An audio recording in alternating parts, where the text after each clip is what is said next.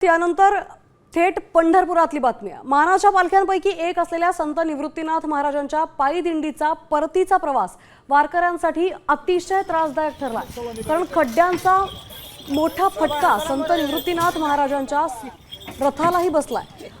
पालखी मार्गावर ठिकठिकाणी खड्डे, चिखल आणि पाणी साचलंय। बैलजोडीऐवजी ट्रॅक्टरच्या सहाय्याने रथ ओढावा लागलाय। पुढील वर्षी पालखीचा मार्ग बदलण्याचा इशाराही पालखी दिंडी प्रमुखांनी दिलाय।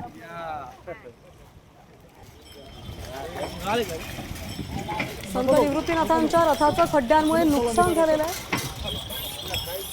एवढा मोठा निवृत्तीनाथांचा रथ जातो, एवढे सगळं गाव आहेत आणि रस्त्यांचे हाल हे पाहता अत्यंत दुर्दैवाची गोष्ट आहे। झरे या ठिकाणी जात असताना सुद्धा रथाचे काही पार्ट गळून पडले। आपला रथ 7-8 कोटीच्या आसपासचा त्याची किंमत आहे। रथाचं प्रचंड नुकसान झालेलं आहे। वारकऱ्यांनाही दुखापती झालेले आहे। वारकरी चालून आणि त्या पाण्यातून चिखलातून त्यांना पायाला वेदना होत आहे। या सगळ्या गोष्टी अत्यंत चुकीच्या घडत आहेत। त्यामुळे मी वैयक्तिक जे कॉन्ट्रॅक्टर आहे त्यांना विनंती करेन की आपण या रस्त्याचे कामं तात्काळ करावे।